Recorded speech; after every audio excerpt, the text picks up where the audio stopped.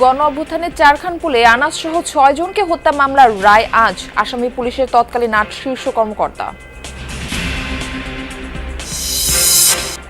জাতীয় নির্বাচনে প্রার্থিতা প্রত্যাহারের শেষ দিন আজ, আপিল শুনানিতে ছিটকে যাওয়ার প্রার্থীরা বেশিরভাগই স্বতন্ত্র।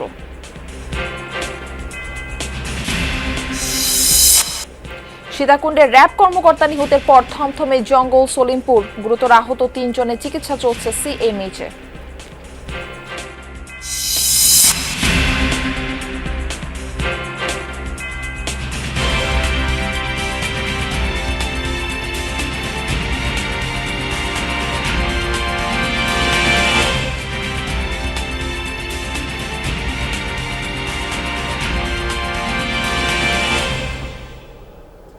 আমন্ত্রণ যমুনা নিউজে, আপনাদের সঙ্গে রয়েছে আমি মারফি রহমান। এতক্ষণ শিরোনাম দেখছিলেন। 2024-এর 5ই আগস্ট রাজধানী চানখারপুলে পুলিশের গুলিতে শহীদ হন শিক্ষার্থী শাহরিয়ার খান আনাস সহ 6 জন। এই মামলায় 5 মাসের বিচার প্রক্রিয়া শেষে পুলিশের সাবেক 8 শীর্ষ কর্মকর্তার বিরুদ্ধে আজ রায় ঘোষণা করবে আন্তর্জাতিক অপরাধ ট্রাইব্যুনাল। এটি পুলিশ বাহিনীর কারো বিরুদ্ধে জুলাই হত্যাকাণ্ডের প্রথম মামলার রায়।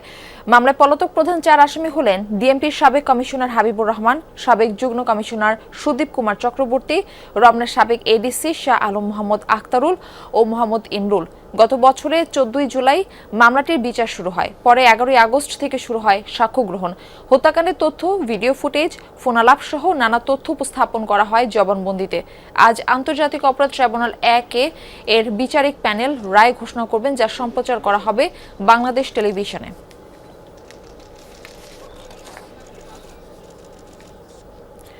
দর্শক, এই বিষয়ে আরো বিস্তারিত খবর জানাতে ট্রাইব্যুনাল থেকে যুক্ত হচ্ছেন আমাদের সহকর্মী রাবি হোসেন। আমরা যাচ্ছি তার কাছে। রাবি, কখন নাগাদ রায় ঘোষণা হতে পারে, ওখানকার সার্বিক অবস্থা আমাদের জানাবেন। মারফি, ইতিমধ্যেই আন্তর্জাতিক অপরাধ ট্রাইব্যুনালের যারা বিচারিক প্যানেল রয়েছেন তারা ট্রাইব্যুনালে এসেছেন। পাশাপাশি প্রসিকিউশনের টিমের যারা সদস্য রয়েছেন তারাও এখানে এসে উপস্থিত হয়েছেন, আমরা তাদের সেখানে দেখতে পেয়েছি। এবং আজকে এখানে কিছুক্ষণ আগে উপস্থিত হয়েছেন শহীদ শাহরিয়ার খান আনাস, তার বাবা যিনি রয়েছেন, মা, তিনিও এখানে এসে উপস্থিত হয়েছেন। অর্থাৎ 11টার পরপরই যেহেতু এই মামলাটির রায় ঘোষণা হওয়ার কথা রয়েছে, সেখানে আমরা এখন পর্যন্ত যে রায়ের যে কার্যক্রম সেটি আসলে শুরু হয়নি, তবে আরও কিছুক্ষণ পরেই যে কার্যক্রম সেটি শুরু হবে। এই মামলাটি মূলত এখানে 8 জন আসামি রয়েছে। সাবেক ডিএমপি কমিশনার হাবিবুর রহমান, সুদীপ কুমার চক্রবর্তী সহ এখানে 8 আসামি রয়েছে। 4 জন পলাতক রয়েছেন এবং 4 জন গ্রেফতার রয়েছেন। গ্রেফতারকৃত আসামি 4 জনকে ইতিমধ্যেই ট্রাইব্যুনালে নিয়ে আসা হয়েছে আজকের এই রায়ের দিনটি ঘিরে। এখানে মূলত যে সার্বিক পরিস্থিতি সেটি নিরাপত্তা নিশ্চিত করা হয়েছে, যেহেতু এটি একটি গুরুত্বপূর্ণ মামলা এবং এই মামলাটি পুলিশ সদস্যদের বিরুদ্ধে প্রথম কোনো মামলার রায়। অর্থাৎ 5 আগস্টের এই যে গণ অভ্যুত্থানের পরবর্তী সময়ে বা গণ অভ্যুত্থানের সময়ে যে হত্যাকাণ্ড সংঘটিত হয়েছে, চানখারপুলে 6 জনকে হত্যা করা হয়েছে, সে হত্যায় প্রথম এই অভিযোগটি আনা হয়েছিল আন্তর্জাতিক অপরাধ ট্রাইব্যুনালে এবং এই মামলাটির আসলে প্রথমবারের মতো বিচার শুরু হয়েছিল এই অপরাধ ট্রাইব্যুনালে অন্যান্য মামলার আগে। যেহেতু এই মামলাটি 1.5 বছর পরে আজকে রায় ঘোষণা হতে যাচ্ছে, এই রায়টি ঘিরে মূলত নানা আলোচনা সৃষ্টি হয়েছে। যেহেতু আজকে সরাসরি সম্প্রচার করা হবে, সারা দেশের মানুষ টেলিভিশনের মাধ্যমে এই রায়টির কার্যক্রম দেখতে পাবেন, যার কারণে এক ধরনের আলোচনারও তৈরি হয়েছে। এর আগেও আমরা দেখেছি যে শেখ হাসিনার মামলার যে মানবতা বিরোধী অপরাধের মামলার রায় হয়েছিল, সেটিও এই বিটিভির মাধ্যমে এবং সারা দেশে সরাসরি সম্প্রচার করা হয়েছিল। তবে এই রায়ের যে কার্যক্রমটি সেটি এখনও যেহেতু শুরু হয়নি, তবে শুরু হওয়ার পরে কত পৃষ্ঠার রায় সেটি এবং এই যারা আসামি রয়েছেন তাদের কী ধরনের সাজা হয়, কেউ খালাস পান কিনা, সেটি আমরা আসলে পরবর্তীতে জানাতে পারবো। যদিও প্রসিকিউশন থেকে এর আগেও বলা হচ্ছিল, তারা বলছিলেন যে তারা যথেষ্ট তথ্য প্রমাণ দাখিল করেছেন ট্রাইব্যুনালের কাছে। বিশেষ করে এই মামলাটির যখন অভিযোগ দাখিল করা হয় বা তদন্ত সংস্থা যখন তদন্ত প্রতিবেদন দেয়, তখন 19টি ভিডিও সেই তদন্ত প্রতিবেদনের সঙ্গে যুক্ত করা হয়েছিল। অর্থাৎ হত্যাকাণ্ডের সংঘটিত করার সময় যারা পুলিশ সদস্য যারা গুলি করেছেন নির্বিচারে বা শুয়ে অনেকে দেশে বসে গুলি করেছেন, এই তথ্য সংবলিত যে ভিডিও ফুটেজ সেটি যুক্ত করেছেন, অডিও যুক্ত করেছেন, ফোনালাপ যুক্ত করেছেন। তবে কিছুক্ষণ আমাদের অপেক্ষা করতে হবে এই রায়ের কার্যক্রম শুরু হওয়ার আগ পর্যন্ত আরও বিস্তারিত জানানোর জন্য। মারফি। রাবি, ধন্যবাদ আমাদের সঙ্গে যুক্ত হবার জন্য। প্রার্থিতা প্রত্যাহারের শেষ দিন আজ, এই বিষয়ে আরো তথ্য জানাতে নির্বাচন কমিশন ভবন থেকে যুক্ত হচ্ছেন আমাদের সহকর্মী হাসান মিসবা। এখনো পর্যন্ত কোনো প্রার্থিতা প্রত্যাহার করেছে কিনা, সার্বিক পরিস্থিতি জানাবেন এই বিষয়ে। মারফি, আজকে ত্রয়োদশ জাতীয় সংসদ নির্বাচনে প্রার্থিতা প্রত্যাহারের শেষ দিন। অর্থাৎ আজকে যারা প্রার্থী হিসেবে থেকে যাবেন তারা আগামী সংসদ নির্বাচনে অর্থাৎ 12 ফেব্রুয়ারি যে নির্বাচন হতে যাচ্ছে সেই নির্বাচনে তারা অংশ নেবেন। এখন পর্যন্ত 2259 জন প্রার্থী তারা তাদের প্রার্থিতা নিয়ে তারা আছেন, অর্থাৎ তারা আগামী নির্বাচনে অংশ নেবেন।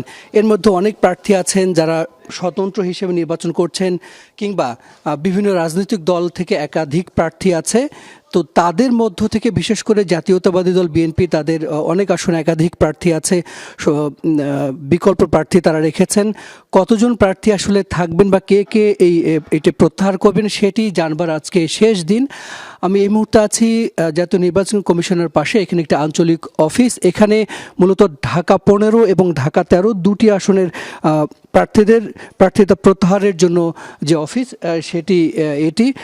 ঢাকা 13-তে প্রতিদ্বন্দ্বিতা করছেন 11 জন বৈধ প্রার্থী হিসেবে এখনও আছেন, এর মধ্যে 2 জন স্বতন্ত্র প্রার্থী আছেন, এবং ঢাকা 15-তে 8 জন প্রার্থী। এখানে কোনো স্বতন্ত্র প্রার্থী নেই। সকাল থেকে নিয়ে এই পর্যন্ত অর্থাৎ বেলা 11টা পর্যন্ত কোনো প্রার্থী আসেননি যিনি প্রার্থিতা প্রত্যাহার করতে চান। অর্থাৎ এখন পর্যন্ত এই অফিসে কেউ আসেনি।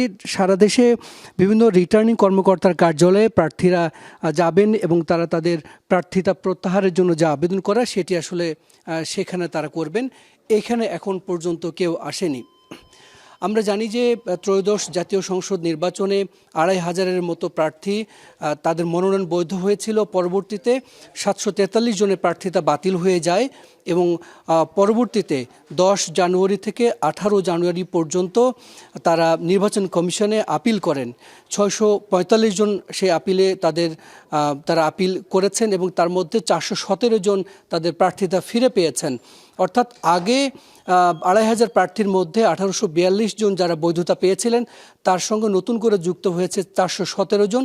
সব মিলিয়ে 2259 জন প্রার্থী এখন পর্যন্ত ত্রয়োদশ জাতীয় সংসদ নির্বাচনে তারা বৈধ প্রার্থী হিসেবে আছেন। প্রতি আসনে দেখা যাচ্ছে যে গড়ে 7 জনের বেশি বৈধ প্রার্থী এখন পর্যন্ত আছেন। আজকে শেষ দিন, আজকে দেখার বিষয় যে কতজন তারা তাদের প্রার্থিতা প্রত্যাহার করেন। বড় বড় দলগুলোর পক্ষ থেকে বিকল্প প্রার্থী বা স্বতন্ত্র প্রার্থীদের সাথে যোগাযোগ তারা করছেন, কথা বলছেন, এবং জোট নিয়েও আসলে আজকে সিদ্ধান্তের শেষ দিন। মারফি, এই ছিল আমার কাছে সব শেষ। মিসবাহ, ধন্যবাদ আমাদের সঙ্গে যুক্ত হবার জন্য। নির্বাচনে মনোনয়নপত্র বাছাই রিটার্নিং অফিসারদের সিদ্ধান্তের বিরুদ্ধে আপিল শুনানি শেষে মোট বৈধ প্রার্থীর সংখ্যা দাঁড়িয়েছে 2253 জনে। মনোনয়নপত্র দাখিলের নির্ধারিত সময়ে 300 সংসদীয় আসনে 2500 মনোনয়নপত্র জমা পড়ে। যাচাই বাছাইয়ে 723 জনের মনোনয়নপত্র বাতিলের পর বৈধ প্রার্থী ছিলেন 1842 জন। 9 দিনের শুনানি শেষে প্রার্থিতা বাতিল হওয়াদের ব্যাপারে বিস্তারিত জানাচ্ছেন তানভীর মৌসুম। রিটার্নিং অফিসারদের সিদ্ধান্তের বিরুদ্ধে আপিল শেষে 9 দিনের শুনানিতে প্রায় 150 জনের প্রার্থিতা বাতিল হয়েছে। এর মধ্যে 98 জনই স্বতন্ত্র প্রার্থী। জাতীয় পার্টির 20 জনের প্রার্থিতা বাতিল হয়েছে এবারের শুনানিতে। এছাড়া বিভিন্ন কারণে 22 জন প্রার্থী ছিটকে পড়েছেন। বিএনপির মোট 4 জনের প্রার্থিতা বাতিল হয়েছে ইসির শুনানিতে। এর মধ্যে উল্লেখযোগ্য কুমিল্লা 4 আসনে বিএনপি মনোনীত প্রার্থী মঞ্জুরুল আহসান মুন্সী, যার প্রার্থিতার বিরুদ্ধে আপিল করেন এনসিপির হাসনাত আব্দুল্লাহ। 3টি আর্থিক প্রতিষ্ঠানে ঋণখেলাপি হওয়ার অভিযোগে প্রার্থিতা বাতিল হয় তার। ঋণখেলাপের অভিযোগে বিএনপির 2 প্রার্থী যশোর 4 আসনে টিএস আইয়ুব ও চট্টগ্রাম 2 আসনে সারোয়ার আলমগীরের মনোনয়নপত্র বাতিল হয়। দ্বৈত নাগরিকত্বের ইস্যুতে কুমিল্লা 10 আসনে বিএনপি মনোনীত প্রার্থী মোহাম্মদ আব্দুল গফুর ভূঁইয়ার প্রার্থিতা বাতিল হয়। সিরাজগঞ্জ, ময়মনসিংহ, কুমিল্লা ও যশোরের 4টি আসনে বিএনপির বিদ্রোহী প্রার্থীদের মধ্যে মোট 4 জনের প্রার্থিতা বাতিল হয়েছে। তানভীর মৌসুম, যমুনা নিউজ, ঢাকা। গণতন্ত্র নাগরিক অধিকারের স্বার্থে আগামী নির্বাচন শতভাগ সুষ্ঠু ও নিরপেক্ষ হবে বলে প্রত্যাশা করেছেন জামায়াতে ইসলামীর আমির ডাক্তার শফিকুর রহমান। গত 17 বছরে দেশের জনগণের স্বার্থ সংশ্লিষ্ট সকল প্রতিষ্ঠান ধ্বংস করে ফ্যাসিবাদ কায়েম করা হয়েছিল বলেও মন্তব্য করেন তিনি। সকালে হোটেল ইন্টারকন্টিনেন্টালে বাংলাদেশ জামায়াত ইসলামী আয়োজিত পলিসি সামিটে যোগ দেন বিভিন্ন দেশের রাষ্ট্রদূত, বিভিন্ন রাজনৈতিক দলের নেতা, ব্যবসায়ী ও জ্যেষ্ঠ গণমাধ্যম ব্যক্তিত্বরা। উদ্বোধনী বক্তব্যে ডা শফিকুর রহমান জানান, দুর্নীতি বিরোধী বিচার বিভাগের স্বাধীনতা রক্ষা ও সংস্কারের পক্ষে অবস্থানের শর্তে যে কোনো রাজনৈতিক দলকে আগামীর অগ্রযাত্রায় সঙ্গী করবে জামায়াত। একটি উন্নত বাংলাদেশের জন্য দেশের সকল অংশের মানুষকে ঐক্যবদ্ধ এবং সহযোগী হবার আহ্বান জানান তিনি। We equate good governance with national transition. We want to rebuild a new Bangladesh that stands on the pillars of pluralist democratic values on which our country was founded. My party believes that only through democracy and free, fair and transparent elections can we move forward as a prosperous country. সিলেটের শাহজালাল বিজ্ঞান ও প্রযুক্তি বিশ্ববিদ্যালয় 12.5 ঘণ্টা পর মুক্ত হয়েছেন উপাচার্য, সহ উপাচার্য সহ অবরুদ্ধ কর্মকর্তা ও কর্মচারীরা। সোমবার রাত 1টার দিকে তারা মুক্ত হন। এর আগে সোমবার দুপুর 12:30টার দিকে প্রশাসনিক ভবনে তালা ঝুলিয়ে দেন আন্দোলনরত প্রার্থী ও শিক্ষার্থীরা। এতে বিশ্ববিদ্যালয়ের উপাচার্য, সহ উপাচার্য, কোষাধ্যক্ষ সহ বেশ কয়েকজন কর্মকর্তা কর্মচারী অবরুদ্ধ হয়ে পড়েন। পরে রাত 1টার দিকে আন্দোলনরতরা তালা খুলে নিলে তারা অবরুদ্ধ অবস্থা থেকে মুক্ত হন। সাধারণ শিক্ষার্থীরা জানান, দীর্ঘ 28 বছর পর আজ সকাল 9টায় শাহজালাল বিজ্ঞান ও প্রযুক্তি বিশ্ববিদ্যালয় কেন্দ্রীয় ছাত্র সংসদ নির্বাচনের ভোট গ্রহণ শুরু হওয়ার কথা ছিল। তবে 2 জন প্রার্থী ও 1 জন শিক্ষার্থীর করা রিটের প্রাথমিক শুনানি নিয়ে হাইকোর্ট রুল সহ নির্বাচন 4 সপ্তাহের জন্য স্থগিতর আদেশ দেন।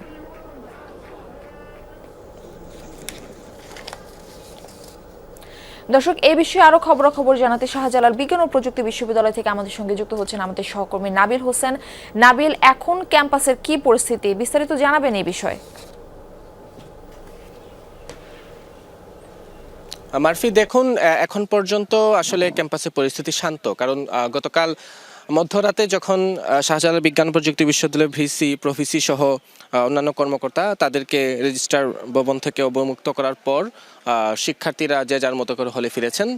এখনো পর্যন্ত আসলে কোনো কর্মসূচি আমাদের চোখে পড়েনি। তবে আন্দোলনরত যারা শিক্ষার্থীরা তারা বলছেন তারা আসলে হলে অবস্থান করছেন। তবে কিছুক্ষণের মধ্যে হয়তো দুপুর নাগাদ তারা এই ক্যাম্পাসের গুল চত্বর কিংবা প্রশাসনিক ভবনে আবারও আন্দোলনে জড়ো হবেন।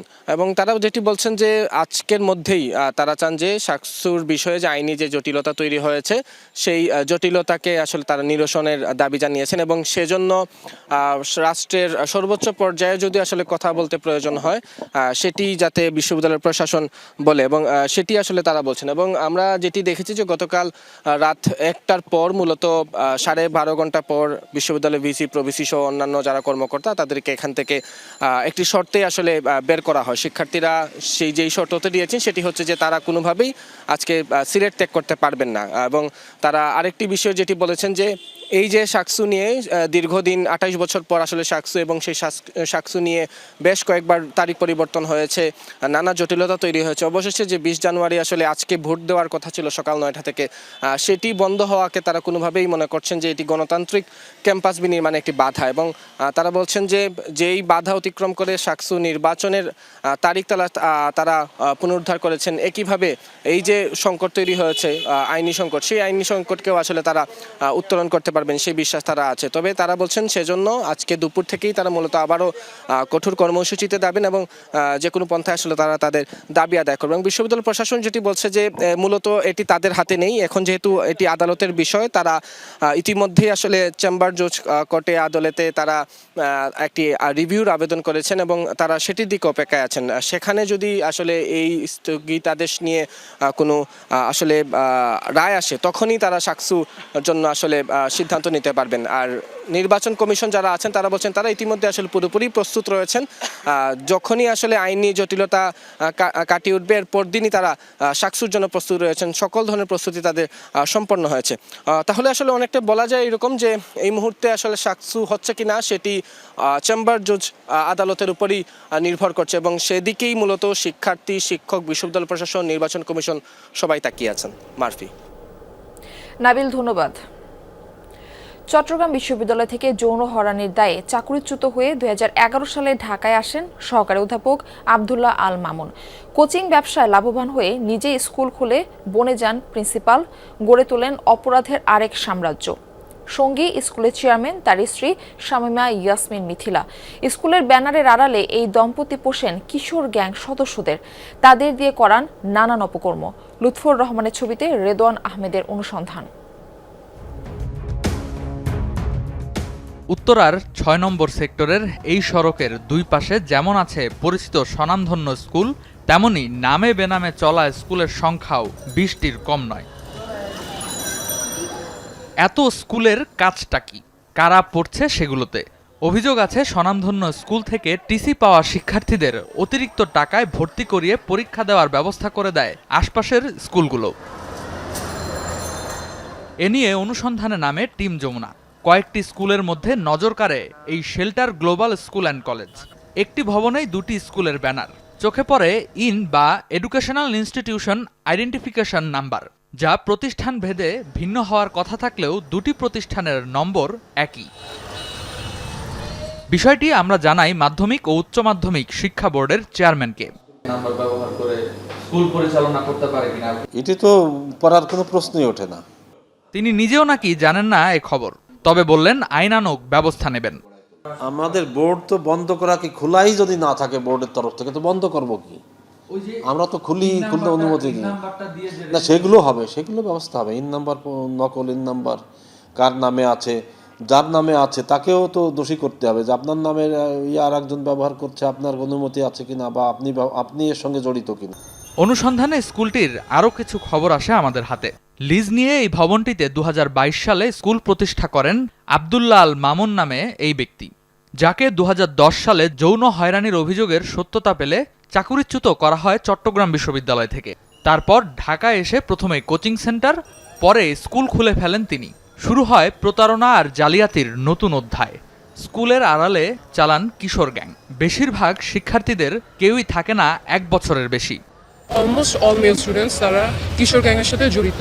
অ্যান্ড আমাদের টিচাররা কি এনকারেজ করে, তাদের কোনো ঝামেলা টামেলা হলে তাদেরকে ডাকে। ওই যে ভাড়া নিয়ে বাড়িওয়ালার গার্ডরেও মাইট দিছে, জানেন আপনারা? আমরা ইনসিডেন্টটা হয়েছিল বাড়িওয়ালার সাথে ঝগড়া দেখেছি। এখন তারা যে এটা তাদের মধ্যে একটা জিনিস সেপারেটেড করা জিনিস, কিন্তু তারা স্টুডেন্টদেরকে ডেকে বলছে যে বাড়িওয়ালাকে মারতে, তাদের দারোয়ানকে মারতে, কেয়ারটেকারকে মারতে।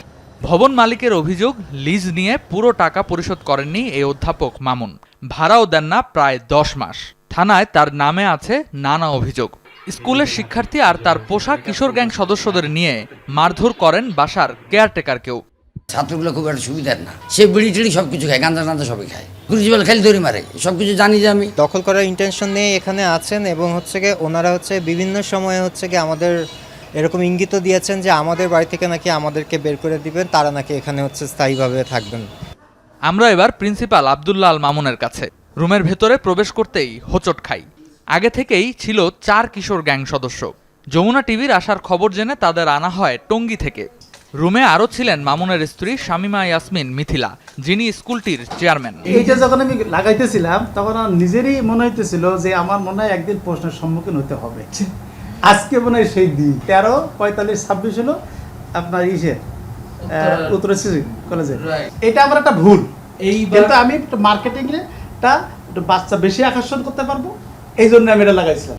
এবার প্রশ্ন উত্তরে জট খোলার পালা। আমাদের প্রশ্নবাণে অকপটে স্বীকার করেন অপরাধের কথা। আইনের কথা বলেন, এক কথা তাহলে আইনসম্মত না, তবে এটাতে বেআইনেরও কিছু না। কেননা যেহেতু শেল্টার গ্লোবাল স্কুলে যে শিক্ষার্থীগুলো ভর্তি হয় তারা উত্তরা রেসিডেন্সিয়াল কলেজের নামেই রেজিস্ট্রেশন পায় এবং সেই নামে তারা পরীক্ষা দেয়। আমাদের কাছে রাজুক কলেজ থেকে যে সমস্ত শিক্ষার্থীরা নানাভাবে বঞ্চিত হয়ে আসে, আমরা তাদেরকে ভর্তি নিয়ে থাকি এবং 6 থেকে এসএসসি পরীক্ষার্থী পর্যন্ত বেশ কিছু বাচ্চা এবছর এসেছে। স্কুলের চেয়ারম্যান মিথিলা তার রাজনৈতিক প্রভাবের হুমকিও দেন আমাদের। ছবি দেখান বিএনপি নেতাদের সাথে। এসব ছবির সত্যতা নিয়ে প্রশ্ন থাকলেও এগুলোর মাধ্যমেই ভয়ভীতি দেখান সবাইকে। আমার আসন থেকে নমিনেশন প্রত্যাশী ছিলাম, তো আমাকে লিডার শান্ত করলেন যে সংরক্ষিত জন্য। ভবনটির ৭৫০ মিটার অদূরে উত্তরা পূর্ব থানা। অভিযোগ, প্রশাসনের যোগসাজশ আছে মামুনের এই ধরনের কর্মকাণ্ডে। গত ২ মাসে এই থানায় ২ জন নতুন ওসি আসেন দায়িত্বে। আগের বেশিরভাগ কর্মকর্তাই নেই এখন। রেদওয়ান আহমেদ, যমুনা নিউজ, ঢাকা। চট্টগ্রামের সীতাকুণ্ডে অভিযানে গিয়ে সন্ত্রাসী হামলায় র্যাব কর্মকর্তা নিহতের পর থমথমে জঙ্গল সলিমপুর এলাকা। গুরুতর আহত 3 জনের চিকিৎসা চলছে সিএমএইচে। র্যাব জানায় একটি আভিযানিক দল সোমবার বিকেলে জঙ্গল সলিমপুরে অভিযান পরিচালনা করতে যায়। এ সময় তাদের উপর অতর্কিত হামলা চালায় সন্ত্রাসীরা। গুরুতর আহত হন 4 জন র্যাব সদস্য। পরে তাদের উদ্ধার করে সিএমএইচ হাসপাতালে নেওয়া হলে মোহাম্মদ মোতালেবকে মৃত ঘোষণা করেন চিকিৎসক। তিনি র্যাব 7-এ উপসহকারী পরিচালক হিসেবে কর্মরত ছিলেন। এই ঘটনার পর থেকে জঙ্গল সলিমপুরে থমথমে পরিস্থিতি বিরাজ করছে। সেখানে অতিরিক্ত পুলিশ ও র্যাব সদস্য মোতায়েন করা হয়েছে।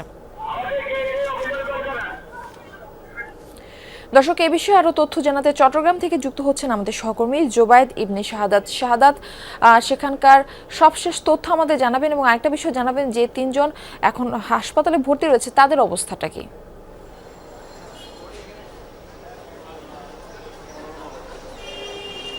মার্ফি, আপনার শেষ প্রশ্নের উত্তরটা আগে দিয়ে শুরু করতে চাই। যে 3 জন চট্টগ্রাম সমন্বিত সামরিক হাসপাতালে চিকিৎসাধীন আছেন, তাদের মধ্যে 2 জন জরুরি বিভাগে চিকিৎসাধীন আছেন।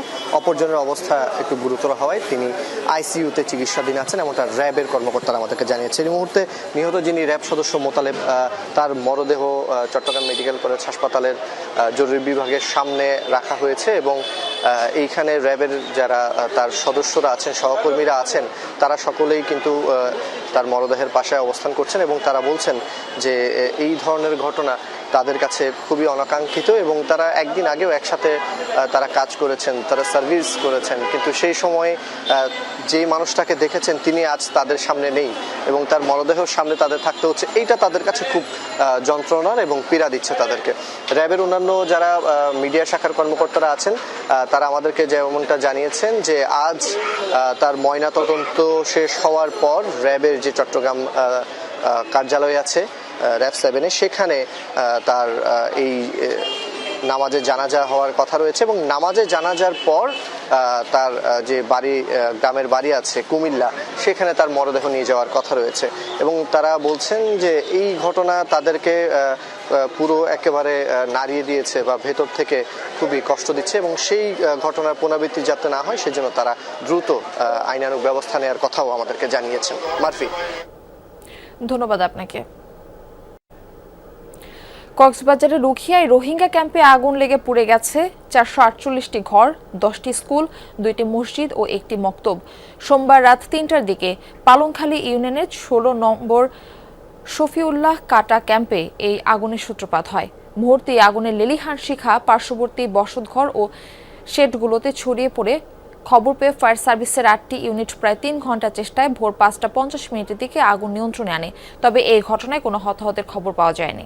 ক্রিকেট স্কটল্যান্ড জানিয়েছে 2026 টি-20 বিশ্বকাপে বাংলাদেশের স্থলাভিষিক্ত হওয়ার বিষয়ে আইসিসির সাথে কোনো আলোচনা হয়নি, এমন সংবাদ প্রকাশ করেছে বিবিসি। ভারতীয় একাধিক গণমাধ্যম গত 2 দিন থেকে রিপোর্ট করছে বাংলাদেশ ভারতে খেলতে না গেলে বিশ্বকাপে টাইগারদের বিকল্প হিসেবে স্কটল্যান্ডকে প্রস্তুত রেখেছে আইসিসি। তবে বিবিসি স্পোর্টসকে ক্রিকেট স্কটল্যান্ড নিশ্চিত করেছে আইসিসির সাথে বিশ্বকাপে অংশগ্রহণ ইস্যুতে কোনো যোগাযোগ হয়নি। টি-20 বিশ্বকাপে বাংলাদেশের জায়গা নেবার বিষয়টি সত্য নয় বলা হয়েছে প্রতিবেদনে। সাম্প্রতিক সময়ে ক্যাম্প শুরু করেছে স্কটল্যান্ড, তবে দেশটি বলছে এই প্রস্তুতি নামিবিয়া ও ওমানের বিপক্ষে ত্রিদেশীয় ওয়ানডে সিরিজের জন্য। গাজার বোর্ড অব পিসে যুক্ত হতে রাশিয়ার প্রেসিডেন্ট ভ্লাদিমির পুতিনকে আমন্ত্রণ জানিয়েছে মার্কিন প্রেসিডেন্ট ডোনাল্ড ট্রাম্প। বিষয়টি নিশ্চিত করেছে ক্রেমলিন। তবে এতে ভ্লাদিমির পুতিন যুক্ত হবেন কিনা তা এখনো নিশ্চিত করেনি মস্কো। রুশ প্রেসিডেন্টের ঘনিষ্ঠ মিত্র বেলারুশের প্রেসিডেন্ট আলেকজান্ডার লুকাশেঙ্কো পেয়েছেন ডোনাল্ড ট্রাম্পের আমন্ত্রণ। এর আগে গাজার বোর্ড অব পিসে স্থায়ী সদস্যদের জন্য রাষ্ট্রগুলোকে $1 বিলিয়ন ফি পরিশোধ করতে হবে বলে জানায় ওয়াশিংটন। এতে সভাপতিত্ব করবেন মার্কিন প্রেসিডেন্ট ডোনাল্ড ট্রাম্প। অস্ট্রেলিয়ার সমুদ্র সৈকতে আতঙ্ক ছড়িয়েছে একদল বুনো কুকুর। সাগর তীরে এক কানাডিয়ান পর্যটকের মরদেহ উদ্ধারের পর আরও তীব্র হয়েছে ভয়। কুইন্সল্যান্ডের ফ্রেজার দ্বীপে হয়েছে এই ঘটনা। সোমবার জনপ্রিয় পর্যটন কেন্দ্র মেহেনো রেকের কাছে সাঁতার দেখতে গিয়েছিলেন ১৯ বছর বয়সী ওই নারী। তার মরদেহ দেখতে পেয়ে জরুরি পরিষেবা নম্বরে ফোন করে জানান দুই পথচারী। ঘটনাস্থলেই ছিল গিঙ্গো নামে পরিচিত একদল বুনো কুকুর। বেশ হিংস্র হিসেবে পরিচিত প্রাণীটি। তবে কুকুরের আক্রমণে নাকি পানিতে ডুবে এই নারীর মৃত্যু হয়েছে তা এখনও নিশ্চিত নয়। এ বিষয়ে তদন্ত শুরু হয়েছে বলে জানিয়েছে কুইন্সল্যান্ডের পুলিশ। অস্ট্রেলিয়ায় ছুটি কাটাচ্ছিলেন ওই নারী।